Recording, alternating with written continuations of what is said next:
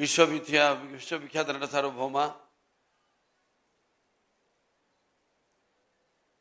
విశ్వానికే నట విశ్వరూపం ఎలా ఉంటుందో చూపించిన కారణ జన్ముడు మా నాన్నగారు, నా గురువు, నా దైవం, విశ్వవిఖ్యాత నట సార్వభౌమ నటరత్న పద్మశ్రీ డాక్టర్ నందమూరి తారక రామారావు గారిని తలుచుకుంటూ అందరికీ ఇవాళ చాలా వింతగా ఉంది. అంటే ఇది సినిమా రిలీజా లేకపోతే ఇప్పుడు సినిమాల ముందు మనం చేసుకునే ఘట్టాలు ఉంటాయి, ఆ ఘట్టాలు ఒక ఘట్టంగా నాకు ఒక అనుభూతి. అంటే ఒక ప్రీ లాంచ్ అంటాం, లేకపోతే ఒక ఆడియో ఫంక్షన్ అంటాం, దాని తర్వాత సినిమా రిలీజ్ అయ్యాక ఒక 100 రోజుల ఫంక్షన్ అంటాం, మళ్ళీ జరుపుకుంటాం 100 రోజులు. రేపు ఎల్లుండి రిలీజ్ అవుతుంది ఈ సినిమా ప్రీ రిలీజు.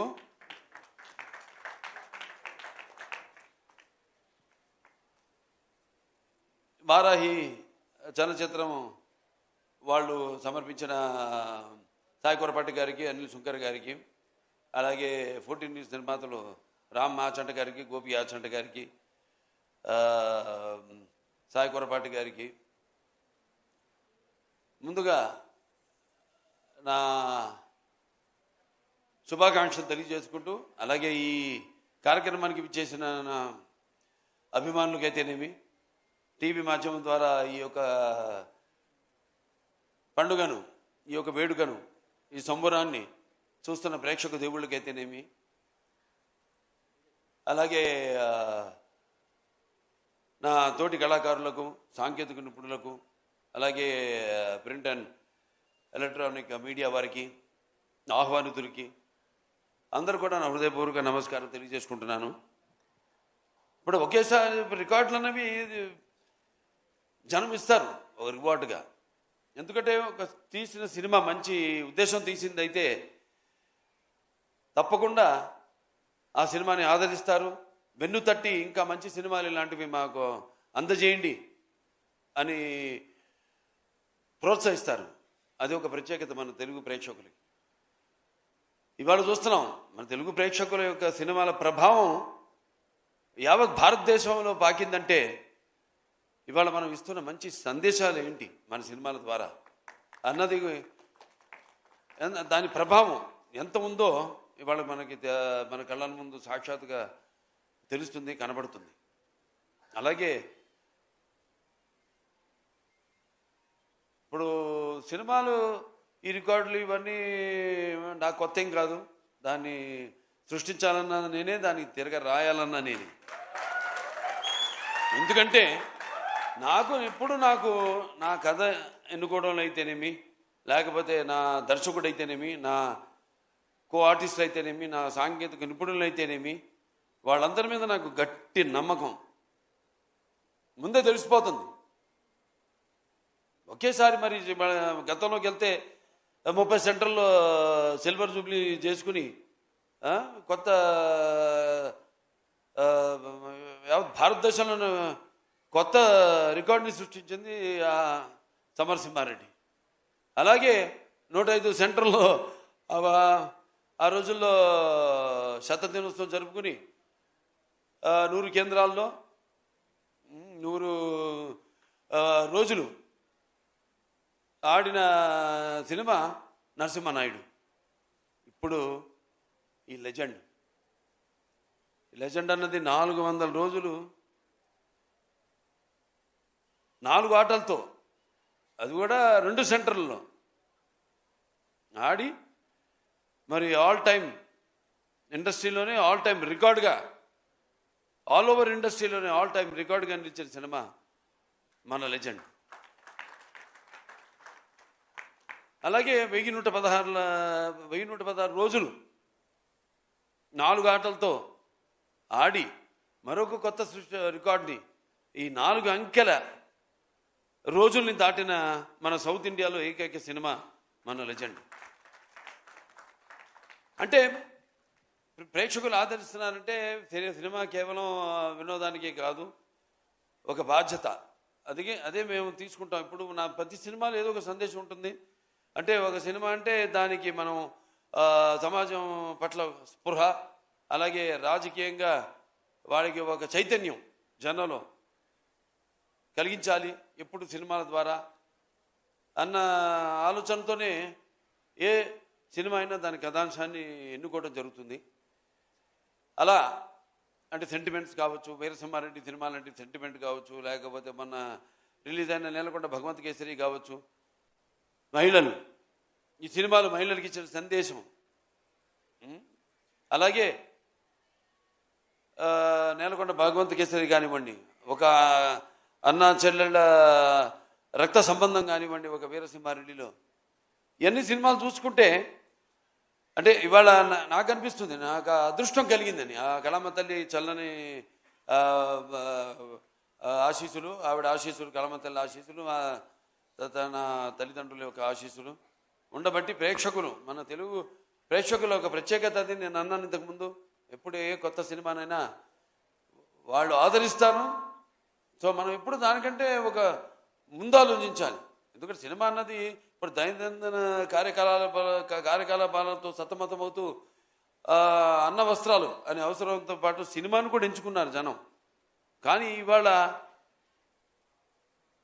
ఎన్ని తక్కువ రోజులన్నీ ఎంత ఎక్కువ కలెక్ట్ చేసింది అని ఒక ఇదే తప్పితే అసలు ఇట్లాంటి అంటే మన చలనచిత్ర పరిశ్రమలు కొన్ని సినిమాలు చిరస్థాయిగా మిగిలిపోయి, అప్పుడు నాన్నగారు నాగేశ్వరరావు కాలం నుంచి మనం చూసుకుంటే ఒక పాతాళ మేరు కానీ, ఒక దేవదాసు కానీ, మాయాబజార్, ఇలా అలా నిలిచిపోయిన సినిమాల్లో చెప్పుకోదగ్గ సినిమాలు ఇది లెజెండ్.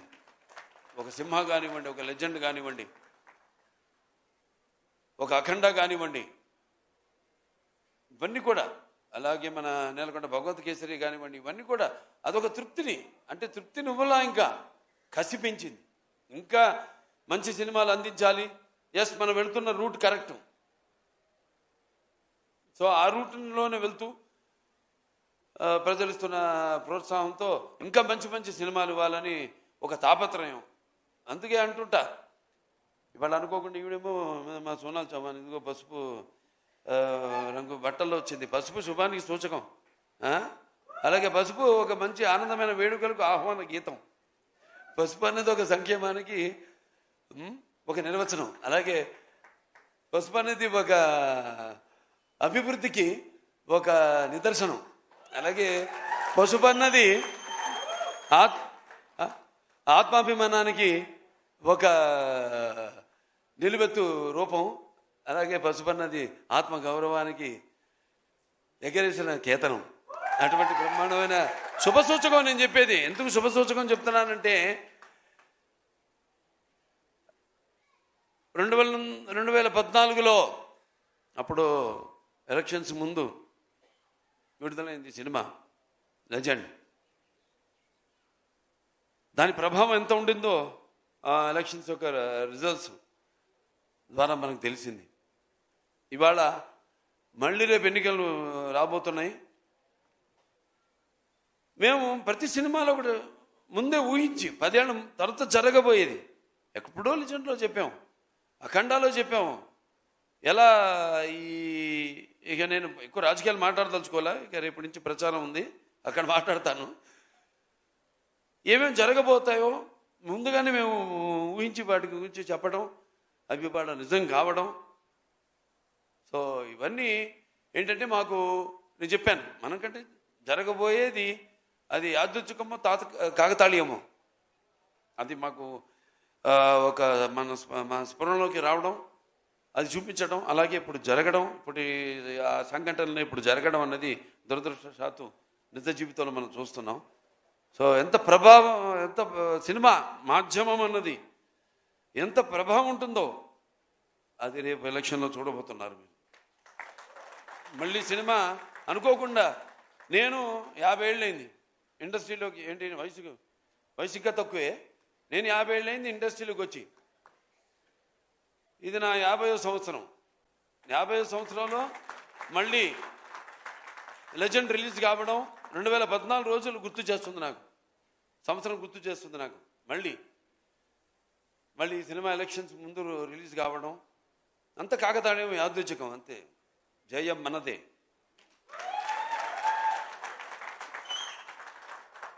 అలాగే మరి సినిమాకు పనిచేసిన మా దర్శకుడు బోయపాటి గురించి గారికి నేను ఎన్నోసార్లు గురించి ఆయన గురించి చెప్పాను. మేము ఒక సినిమా అయిందంటే రెండో సినిమా గురించి ఆలోచించాం.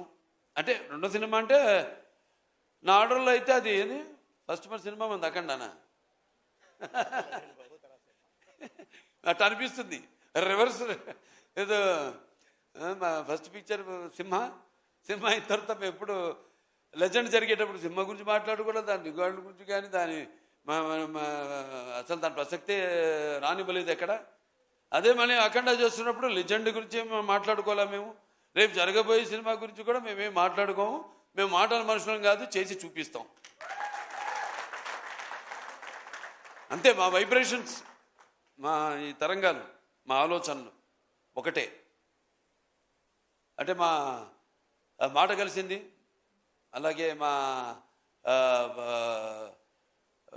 పదం కలిసింది, అలాగే మా అడుగు కలిసింది, మా భుజం కలిసింది. అదే చెప్పగలుగుతాను. ఇంకా బోయపాటి గురించి అంతకంటే ఎక్కువ నేను చెప్పను. ఇక ముఖ్యంగా అందరు రాంప్రసాద్ గారు, ఇక ఆయన ఫోటోగ్రాఫర్ రాంప్రసాద్ గారు చాలా అద్భుతంగా సన్నివేశాలన్నింటినీ కూడా ఎంతో బాగా చిత్రీకరించారు. ఇంకా మా మ్యూజిక్ డైరెక్టర్ డిఎస్పి మంచి బాణీలు సమకూర్చాడు. ఆయన ఆణిముత్యాల లాంటి పాటలకి మంచి మణిపూసలు లాంటి బాణీలు సమకూర్చాడు ఆయన.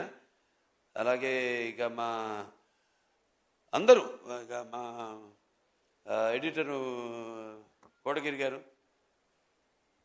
అలాగే మా ఆర్ట్ డైరెక్టర్ ప్రకాష్ గారు, అందరూ కూడా ఎంతో కష్టపడి ప్రతి ఆర్టిస్టులు, మా ఆర్టిస్టులు ఉన్నారు ఇక్కడ అందరూ. ఇక్కడ సోనాల్ చౌహాన్ గారు అటు అందంతో పాటు ఆవిడ నటన అదర్ డైమెన్షన్ కూడా. అంటే ఒక నాణ్యానికి రెండు వైపులా ఆవిడ అటు అందం ఇటు అభినయం రెండింటిని కూడా ఎంతో బాగా ఆవిడ న్యాయం చేసి, అలాగే రాధిక ఆప్టే ఆవిడ, అలాగే ఇక ప్రతి ఒక్కరు కూడా. జగపతి బాబు గారి గురించి ప్రత్యేకంగా చెప్పాలి. ఆయన పాత్ర ఒప్పుకున్నందుకు, ఎందుకంటే ఆయన ఎంతో చూశాడు జీవితం. ఒక కుటుంబ హీరోగా ఆయన ప్రారంభించి ఆయన ఈ యొక్క నటన అట్నుంచి మరి ఇటువంటి పాత్రను ఆయన ఒప్పుకోవడం. ఆయన బోయపాటి గారు అంటే నిజంగా అది విలన్ కాదు, అందులో అదొక పాత్ర అంతే. ఆ పాత్ర నవరసాల్లో ఒక్కొక్క మనిషి అతను ఏ పరిస్థితులను బట్టి, సిచ్యువేషన్స్ అండ్ అంటాం మనం ఇప్పుడు ఆల్వేజ్ సర్కమ్స్టాన్సెస్, వాటిని బట్టి మనిషి ఎలా దానికి రియాక్ట్ అవుతాడు అన్నది ఈ సినిమాలో ప్రతి పాత్ర కూడా అటువంటిదే. అలాగే మా మిగతా నటులు అందరూ కూడా, శ్రావణ్ గారు ఉన్నారు, మా సమీర్ గారు ఉన్నారు, చిట్టి గారు, మా వెంకటేశ్వరరావు, కోటేశ్వరరావు, సారీ ఆనందరాజు గారు, దాని తర్వాత రచిత గారు, ప్రియా, అందరూ. చలపతిరావు గారు చెప్పినట్టు ఆయన మిస్ అవుతున్నాం ఇవాళ. ఆయన ఆత్మ శాంతించాలని ఆయన ప్రార్థిస్తున్నాను. ఇక ఎంతోమంది అంటే ఈ సినిమా కోసం కష్టపడ్డారు. అది కార్ డ్రైవర్ నుంచి కూడా ప్రొడక్షన్ మేనేజర్ నుంచి లైట్ బాయ్ నుంచి ప్రతి ఒక్కరు కూడా ఎంతో కష్టపడ్డారు ఈ సినిమాకి. ముఖ్యంగా అందరికీ, ముఖ్యంగా ప్రేక్షకులకి. ఎందుకంటే మేము అక్కడ వైజాగ్లో షూటింగ్ చేస్తున్నాం, రామకృష్ణ బీచ్ రోడ్లో. అక్కడ గుర్రం ఇవన్నీ మర్చిపోలేని మన జీవితంలో. అద్దం పగలు కొట్టుకు వెళ్ళాలి. అప్పుడు డైరెక్టర్ గారు ఏంటి మీరు ఏదో అనుకున్నారు, ఏదో వేరే రకంగా తీద్దామని. నేను అడిగాను ఏంటండి ఏంటి ఇదంతా అంటిస్తున్నారు నన్ను అడిగితే, అంటే ఆయనకి నా మీద నమ్మకం అది. అంటే బాబా అది మనం ఏదో గ్రాఫిక్స్ నేను చేసేస్తానన్నాను అని ఏమనలేదు కూడా. చూసి ఓకే బాబా షోరా చేస్తావా అన్నాడు. చేస్తాను అంతే, అయిపోయింది. 5 నిమిషాల్లో అయిపోయింది షాట్. నిజంగా అద్దాన్ని బగలు కొట్టుకుని పాత్ర అనేది, పాత్ర ఎటువంటిదంటే ఓ మనిషి, నేను ఎప్పుడు చెప్తుంటాను, ఒక పాత్ర అనేది మనకి పరిచయం లేని పాత్ర. అది ఏదో రైటర్స్ రాస్తారు బ్రహ్మాండంగా, దాంట్లోకి వెళ్ళిపోతాం మనం. అంటే ఊరికే ఒక పాత్ర అనేది ఏడవడమో నవ్వించడమో లేకపోతే అరవడం కాదు. ఆ పాత్ర అన్నది ఆ పాత్ర యొక్క మూలాల్లోకి, ఆ పాత్ర యొక్క ఆత్మలోకి మనం వెళుతున్నాం. ఆ పాత్ర యొక్క అనుభవాలు మనకు తెలియదు. సో ఆ పాత్రలో మనం వెళ్ళినప్పుడు ఎన్నో దెబ్బలు తిన్నాను. జాగ్రత్తగా ఉండమంటారు. పాత్రలోకి వెళ్ళినప్పుడు గిచ్చుకోమంటారు. నువ్వు ఆ పాత్రవి కాదు, నువ్వు పలానా బాలకృష్ణవో, లేకపోతే నువ్వు పలానా సోనాల్ చమాన్వో, లేకపోతే నువ్వు అలా సమీరను. అదొక పాత్రలాగా తయారయ్యాడు. అది వంట పాత్రలు ఉంటాయి. గంగాళాల్లో ఉండేవారంట ఆ రోజుల్లో, ఊళ్ళల్లో. నీకు కవలలే. సరే, చాలా సంతోషం. ఇవాళ మళ్ళీ సినిమా రిలీజ్ అవుతుంది. నా అదృష్టం ఏంటంటే ఇవాళ నా తర్వాత తరమే కాదు, నా మనవడు ఆ తరం, నా అబ్బాయి కాదు, నా మనవాళ్ళ తరం వాళ్ళతో కూడా నేను కనెక్ట్ అయినందుకు ఆ కళమ్మ తల్లికి నాకు ఇన్ని అవకాశాలు ఆ భగవంతుడు ఇచ్చినందుకు ఆ కళమ్మ తల్లికి నా ధన్యవాదాలు తెలియజేసుకుంటాను. ఒక అన్స్టాపబుల్ కానివ్వండి, లేకపోతే రాజకీయంగా కానివ్వండి, హిందూపూర్ ఎమ్మెల్యేగా కానివ్వండి, అక్కడ నేను అందిస్తున్న సేవలు కానివ్వండి, ఒక Basavataraka Indo American cancer hospital and research institute చైర్మన్గా కానివ్వండి, ఇలా ఇన్ని పాత్రలు నిజ జీవితంలో పోషిస్తూ వాటికి న్యాయం చేస్తున్నాను అని నాతో పాటు నా సినిమాలు అయితేనేమి వాటిని విజయం చేస్తూ, అలాగే నా క్యాన్సర్ హాస్పిటల్కి అయితేనేమి నేను ఎక్కడికి వెళ్ళినా కూడా చేతులు చాచినప్పుడు వాళ్ళు దాతలు, వాళ్ళు మా ఆసుపత్రికి అండగా ఉంటూ, అలాగే మా హిందూపూర్ మా నియోజకవర్గం ప్రజలైతేనేమి వాళ్ళు నాతో పాటు సహకరించి అక్కడ వాళ్ళు కూడా యథా రాజా తథా ప్రజ అంటాం. సో అలాగే నాతో పాటు వాళ్ళు కూడా నా అభిమానులు అయితేనేమి వాళ్ళు కూడా ఎన్నో సాంఘిక సంక్షేమ కార్యక్రమాల్లో పాల్గొంటున్నందుకు చాలు. ఇంకా ఈ జన్మకి ఇది ఇంకా మీరు ఇది ప్రోత్సాహం అంటాను. సినిమాల విజయం అయితేనేమి, నేనేం చేస్తున్నాయితేనేమి, ఇది ఇలాగే ఈ యొక్క మన అనుబంధం అన్ని రంగాల్లో ఇలాగే కొనసాగాలని మనస్ఫూర్తిగా కోరుకుంటూ, ఇంకా మా శాయశక్తిలో మేము ప్రయత్నిస్తాం. తప్పకుండా ఎప్పుడు ప్రయత్నిస్తాంతోనో మొదలవ్వాలి. ఏదైనా మొదటి సినిమా మళ్ళీ అది మూడో సినిమా ఇప్పుడు రాబోతుంది. సినిమానే తీసుకుంటాం. అది ప్రయత్నిస్తాను అన్న ఒక తపన. అదే నన్ను ఇవాళ ఇలా మనిషి నటుడిగా మీ ముందు నన్ను నిలబెట్టిందని అన్నది నా. సో ప్రతి మరొకసారి ఈ సినిమాని అంత విజయం అప్పుడు చేసినందుకు, మరి రేపు చేయబోతున్నందుకు అందరూ కూడా నా ధన్యవాదాలు. నా అభిమానులందరూ కూడా నా ధన్యవాదాలు. అలాగే చలనచిత్ర పరిశ్రమకు కూడా ఇటువంటి మంచి సినిమాలు ఇంకా ఇంకా అందరూ కూడా అందించాలని మనస్ఫూర్తిగా కోరుకుంటూ నేను సెలవు తీసుకుంటున్నాను.